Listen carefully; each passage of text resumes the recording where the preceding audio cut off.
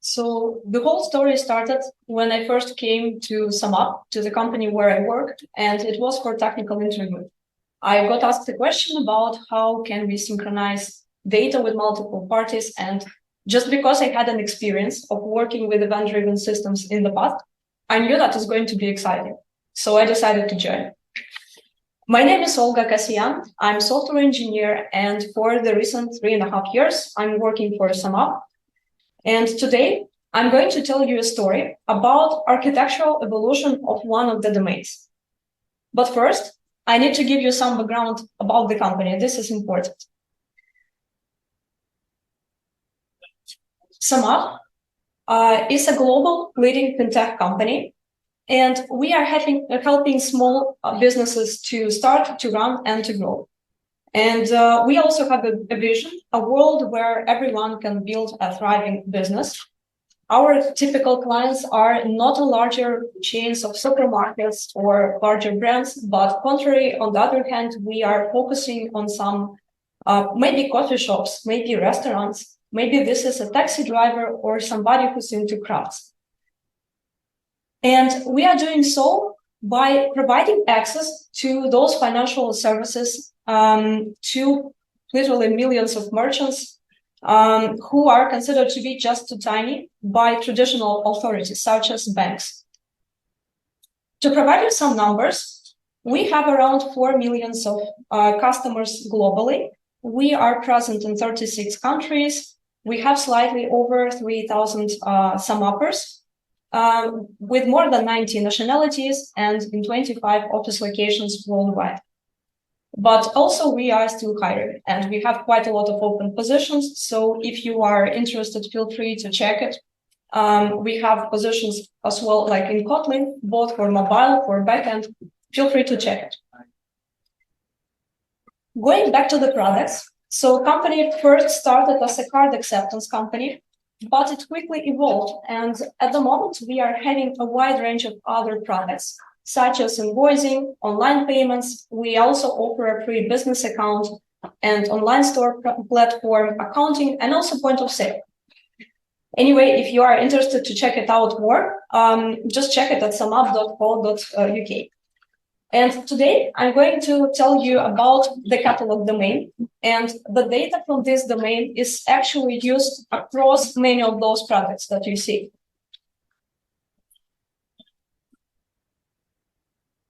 And this is how everything started. So the project was initially developed during Hack Week, and Hack Week is, you know, this special week a year when people are allowed to code things just for fun. The things which are not driven by business. And this way, the project made it all the way to production. In this diagram, you see the structure, how we were getting the traffic back then, when we took over this service around 4 years ago. At the beginning, you see company-level API gateway. After that, we had company-level mobile backend for front-end, after which we also had web edge and mobile edge. Those two were already owned by our domain. But after that, we also had domain edge, which was mostly proxying the data back then. And finally, the catalog service, which was back then written using Java 8 and very early version of Spring Boot 2. And finally, one day, we got a requirement from our product specialists to synchronize the data between multiple products. So naturally, we had a question about how can we do this? For this, we used domain events. This pattern originated from domain-driven development, and it's based on notion of aggregate. We are not following all the principles of domain-driven development, but we are quite inspired with those. And the idea of this pattern is actually to capture those interesting changes, interesting business facts inside of the domain, and send them as domain events. Introducing this pattern, we gained a lot of advantages. So interested parties obviously were capable to consume the changes, but moreover, they were also able to pre-aggregate the views with the data which is otherwise just too expensive to construct in real time. This pattern also enables quite a lot of other patterns. There are also some considerations, however. And the most important one is eventual consistency. What does it mean? So whenever something happens and we are sending this event to the others, we cannot be based on the assumption that the data will appear there immediately. It will happen, but it might take some time. And that means that there's also actually some learning curve in quite a different architectural style. So a learning curve in different architectural style. That sounds interesting, isn't it? But we will come back to this a bit later.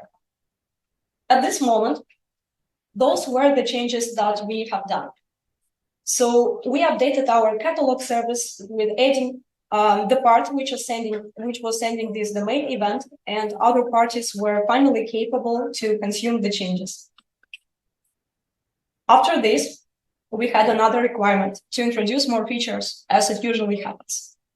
And it was also clear, probably for everybody, that the components are just looking too complex, and we really need to simplify the things. That's why, at this moment, we were mostly focusing on removing the components that were not serving properly for our case. It was also the whole initiative about removing this company-level mobile backend for frontend.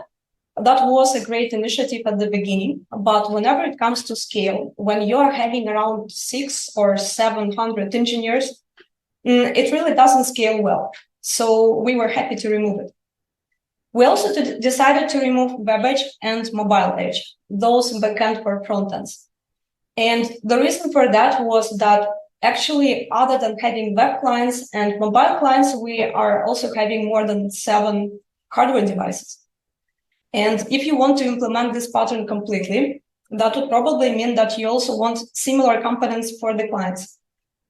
For us, it seemed to be quite a lot of repetitive code, and we didn't want to have this complex setup, so it wasn't making sense. So we decided to remove it. It was actually that many features that we have also introduced a new version of the API, and you can see it here as V2. And because we were so much focused on simplifying the things, we decided to direct this V2, the new version of API traffic, directly from the company-level API gateway to the service. And finally, we also updated the service with the new features and updated the domain events with those. So at the end of this stage, old traffic was still going through our domain edge, but the new traffic was going directly to the service. After this, obviously, we had more features, as it usually happens. In fact, we had so many features that we developed a whole new microservice for inventory. At this moment, it was clear for us that inventory is going to be a quite complex thing. It will have more features in the future. Most likely, we will have to allocate a separate team for that, so it wasn't making sense for us to keep it in the same microservice. And at the same time, we had a new challenge for us. So how can we combine the data from multiple microservices? Because inventory is a part of an item. And whenever you are reading this, we need to have this joint data. For this, we decided to apply API composition. And the idea of this pattern is about calling services separately and joining the data in memory. There are also other ways how we can achieve this. So obviously that the clients could call by themselves multiple services and perform this join. We didn't want to do this. We didn't want to have that many repetitive code in multiple parts for all the clients to have the joins. So it wasn't something attractive for us. Another thing is, yes, as well, backend for frontends, but more or less the same situation. And as another alternative, this is also a common query responsibility segregation, but it was really too complex solution. So we decided to proceed with API composition. And applying API composition, we definitely achieved the goal of having less client calls. But we also gained the advantage of having this protocol transformation. So whenever you are having the public traffic, you could still use REST endpoints until your public API. But everything which is after API, it potentially could gain the advantages of gRPC protocol, which is much more scalable, much more efficient. There are also some considerations or probably even disadvantages. And first of all, if we are comparing microservices with monolith, we are clearly having this overhead of invoking multiple services. However, going with monolithic solution, even in this part of the system, even in catalog domain, it didn't seem possible for us.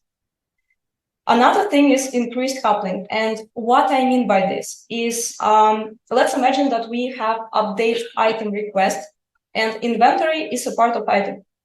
So whenever you are calling the service to update inventory, it succeeds.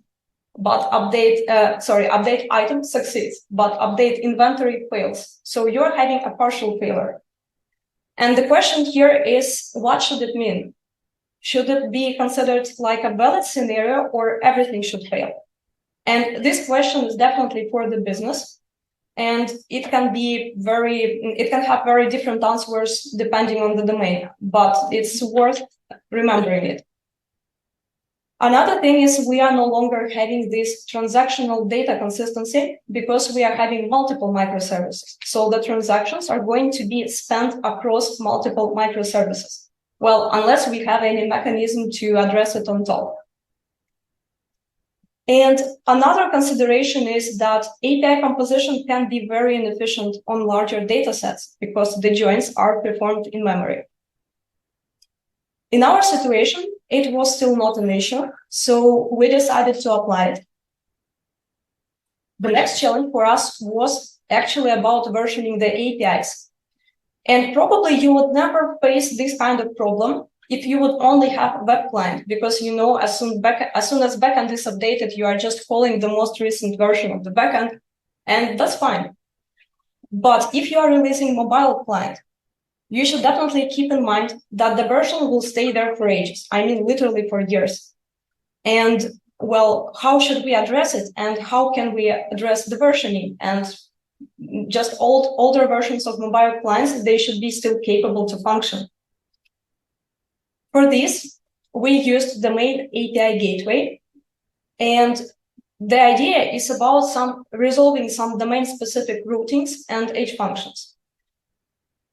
So there was also possibility actually to have this as a part of company-level API gateway. But again, if you are having 600-700 of engineers, you definitely don't want everybody to touch this central component, and also depend on the tech stack. So after we applied this, we got the possibility of maintaining multiple API versions at the same time, but also we were much more secure in introducing new features, in applying those changes. So we had quite increased fault tolerance. We also had this central place, like the single point to resolve domain-specific edge functions, such as domain permissions, metrics specific to the domain, but also logging requests and responses. As a consideration, well, anyway, we have somehow increased complexity because this is a separate component, and it's at least slightly more logic. So if in the past, we were having this domain edge, which was mostly proxying, we decided to take this component and to fully transform it into the main gateway so that it was addressing the previous two patterns.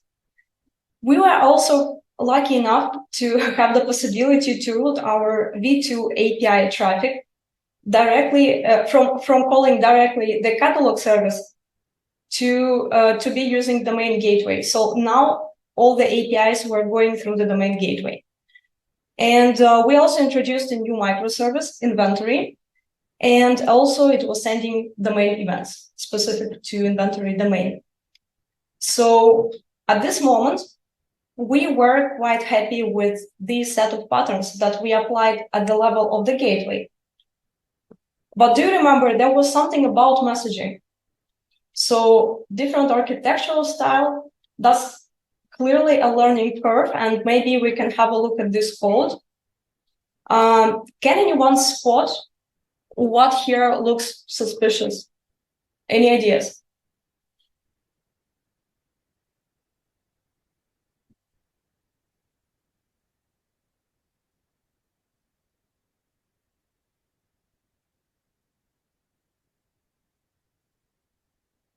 Any ideas? Yes. Go ahead. Why the service should create an entity?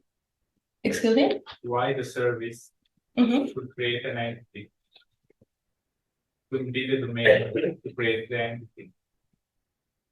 Well, in fact, yes, this is really a super simplified couple of lines of code, and normally you would never have anything like this in production.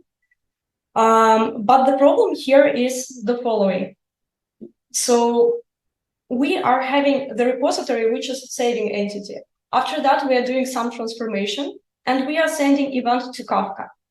And you can also see that we have this transactional annotation on the top. So particularly in this case, the main question is about consistency. Are we consistent? And the answer is we are kind of eventually consistent, but only at the best, and only in the case if we implement it right. Let's have a closer look in this situation. So we are having a service which opens transaction, and it saves some data to the entity table. Then it also sends events to Kafka. And what potentially can go wrong here? Actually, two things. So first of all, if transaction rolls back, we can still send events to Kafka, even though we had nothing saved actually. But it can also happen the other way around. So if transaction succeeds, sending events to Kafka might fail. And the problem here is that before we introduced the main events, our main source of truth was in the database, which is great.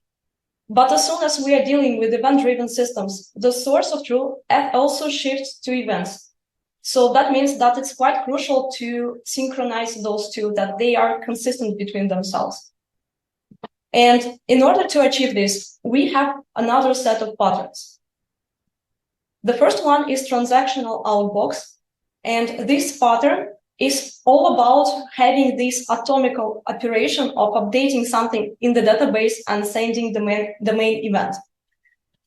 As an alternative, let's imagine that you are using AWS, you are using DynamoDB, and you are having change streams. So whenever you are doing any changes to the database, to the table, you are just keeping track of those messages and you can react on them. This is totally fine. In our case, we didn't want it to be vendor-specific, vendor-dependent, so it wasn't an option for us. Another alternative, maybe you can ignore it. Because let's imagine that your domain is about having a sensor, and you are just taking some measurements every couple of seconds. You are saving them in the database, and you are sending them as event. Maybe if you miss one event out of 1,000, doesn't matter where in the database or in your messaging, maybe this is really not a big deal for you. In our case, it actually was a big deal, so we could not ignore it. And the next pattern is transaction log tailing. And the scope of this pattern is actually to publish the changes which were made to the database by tailing transaction log. So whenever we are committing the transaction, on the level of the database, we have a new entry in transaction log. And having transaction log tailing, we are mining this transaction log. So as soon as something appears there, we have a way to react on it. As an alternative, we could also use polling publisher. And in case of polling publisher, this is usually a separate component, which is polling the database to fetch the state. It's less efficient in comparison with transaction log tailing. And another alternative, again, is change streams. So implementing those two patterns together brings us to the following case. We are having a service, and within the scope of the transaction, we are doing the changes to our entity table, and alongside, we are also inserting a new entry in our outbox table. Outbox table is containing this event column, which actually contains the body of the event, which is about to be sent in the future. As soon as transaction commits, we have this entity added to the transaction log, which is after that captured by transaction log miner, and event is sent. What can go wrong here? Actually, one thing. Let's imagine the situation whenever we are getting those changes from transaction log and we are successfully sending Kafka event. Actually, it can be not only Kafka, but let's imagine for the sake of example, that is Kafka. And we were capable to send it successfully, but maybe due to some network failure, transaction log miner is not capable to communicate the successful operation back. What would be the consequences? That would mean that event is going to be sent more than once. But actually, in the world of messaging, this is not a big deal because consumers anyway should be idempotent, so they should be capable to handle those messages multiple times without actually breaking the data. And implementing those two patterns together brings us the following guarantees. So first of all, we are secure that if transaction commits, event is sent. But also we are gaining the guarantee about messaging ordering. And having those two patterns, it actually brings quite performance and scalability. There are also some considerations. So at least because of those two patterns, we have this at least once guarantee in sending a message. So yeah, this is about consumers being idempotent, which I mentioned. And another thing is that those solutions are usually more or less database specific. So meaning that if you are having some relational database and at a later point of time, you want to change your database type, most likely you will have to have some changes in your setup as well, especially in the part of transaction log miner. And finally, because you want to create those events which are about to be sent in outbox table, at any changing flow in your application, you probably want to have some writing on the top of the code so that you just keep it clean, which is also a consideration. At this moment, those were our changes. So we updated inventory service, updated catalog service, corresponding databases, and also we added log tailing. And at this moment, we had the solutions at the level of the domain gateway. And finally, we were capable to send those events consistently. So we were happy. But until one moment, when we received another set of requirements from our business. So then we were interested actually in small merchants, not in micro as before. It's a good question of how small is small and what small means. But basically, this leads to the question about what actually our self-service layer objective thinks about it. So are we capable to handle this load? And the answer was that kind of we were, but it could be much better. We could be much more efficient. And the problem was at the part of API composition because, yes, we were doing joins in memory. So we definitely had the space to optimize for it. That's why we finally came to Common Query Responsibility Segregation, or CQRS. And this pattern is about separating the reads from writes. So, and usually this is done by domain events whenever, when writing database is synchronized with read databases by domain events. API composition was no longer an option for us. And indeed, in introducing CQRS, it brings a lot of advantages. So it affects very positively a lot of non-functional requirements, though all those utilities like availability, scalability, but also performance and consistency. And we also had decreased coupling because we could use read databases to join the data from multiple services. And it also had reduced cognitive load because what we are doing, we are literally slicing our application vertically. So we are having separate writing flows and separate reading flows. And whenever you need to make some changes, you clearly know which part you want to touch. And if you are updating only reading part, you actually don't need to care. You don't need to know anything about writing, which basically allows to focus more on business cases, on the things which are crucial and the most important for the clients, which is amazing. There are also some considerations. So anyway, we have somehow increased complexity and maintenance cost because we are having more components and we are having more code anyway.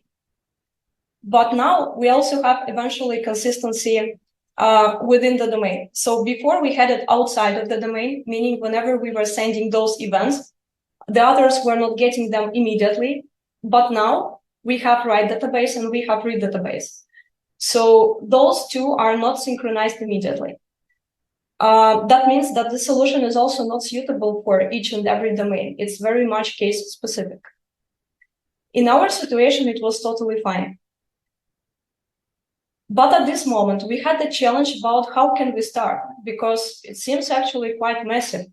And where's the beginning of this story? For us, the beginning was in Kotlin.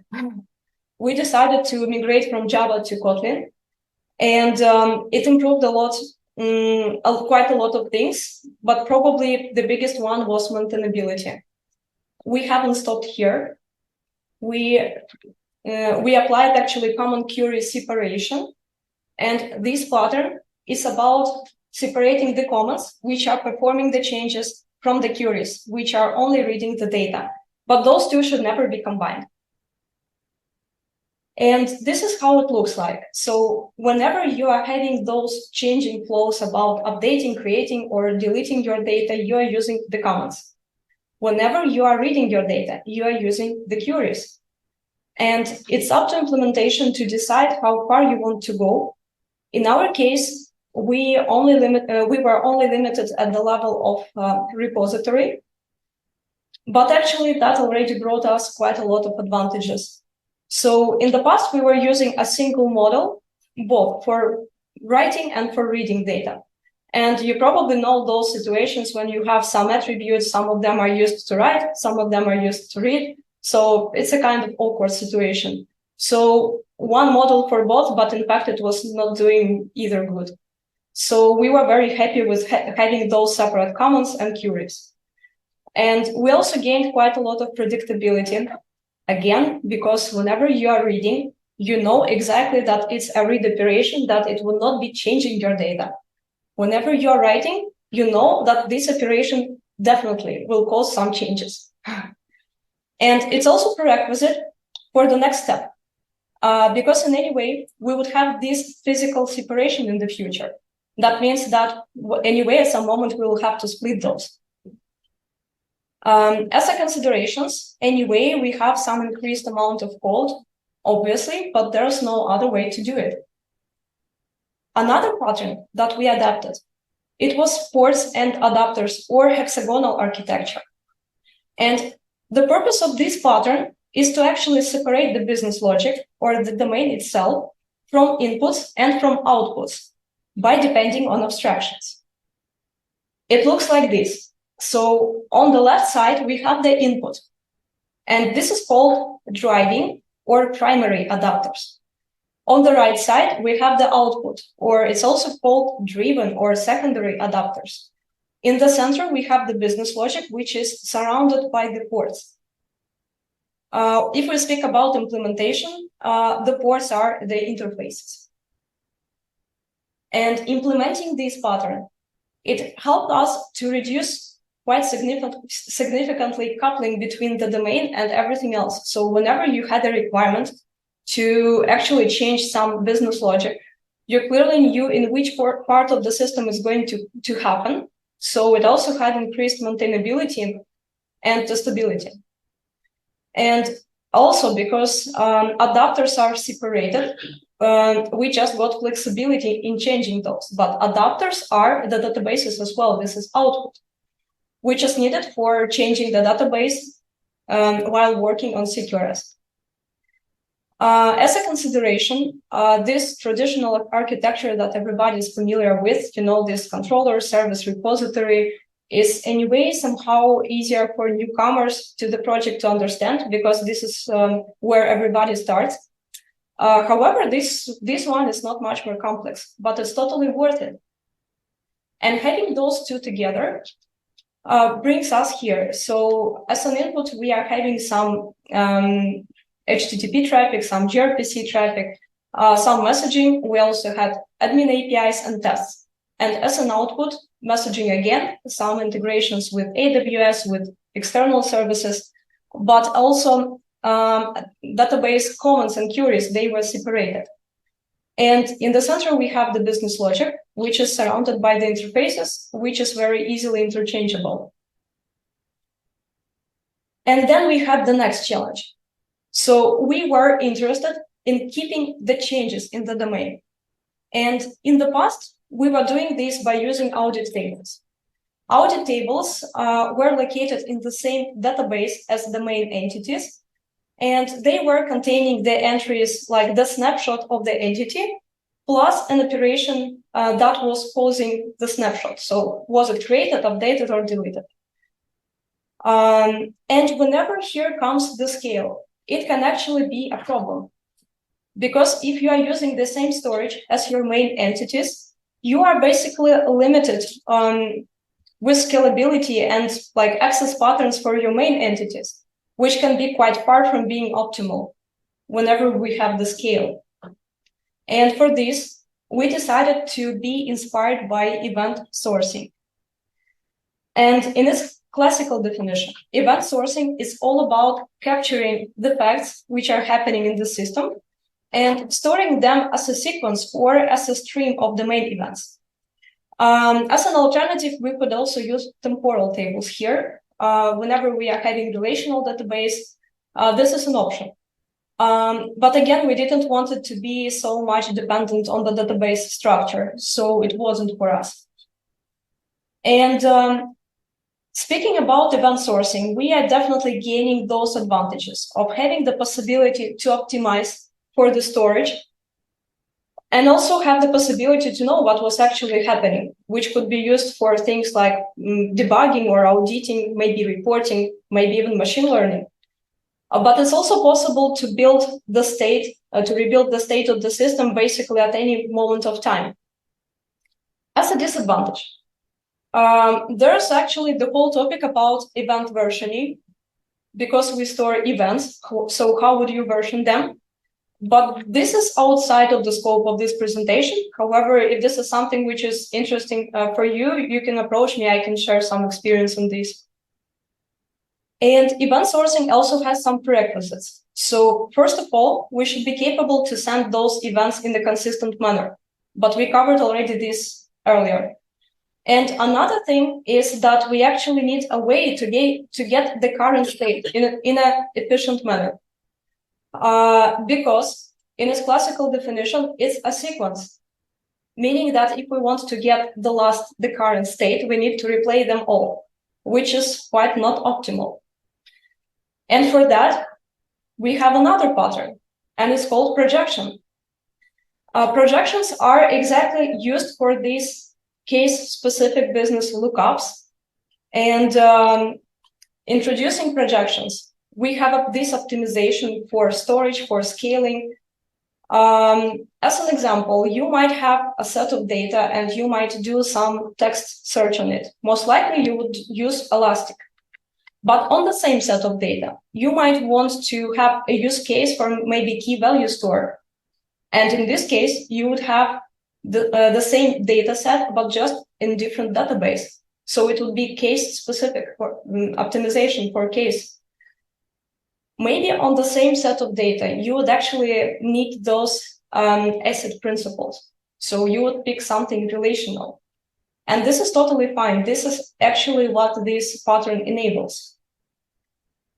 As another benefit, we are also gaining the possibility to react fast on any business requirements. So worst case, we can just build another projection. And from considerations, we are still having this eventual consistency within domain, which came from CQRS, because projections here are mostly treated as read databases. So anyway, we are synchronizing write data with read data. So it still stays there. And this is how implementation looks like. So we are adding these event stores. Also, we are adding a separate component. Let's call it domain event listener, which basically listens for domain events and composes these use case specific projections, maybe also joining the data from multiple events. And whenever we are getting the read traffic to our domain gateway, we are just directing the reads exactly to use case specific projections. And this is how the project was looking like when we took it over. And this is where we are now. So we had a set of patterns which we applied on the level of the domain gateway. We are also capable to send events consistently. And also we have those efficient and fast lookups. I want to say a disclaimer here. Not everything that you currently see is running on production at the moment. But this is our plan, and this is what we are doing actually, and we're still quite happy about it. I would like to recap what we covered today. So first of all, we started with domain events, and we have seen how to send them right, how to send them consistently. After that, we covered a set of patterns which are applicable on the level of the domain gateway. After this, we zoomed in at the level of microservice and had a look on how can we prepare it, how can we make it more maintainable. Actually, to go further, to CQRS, to event sourcing, and to projections.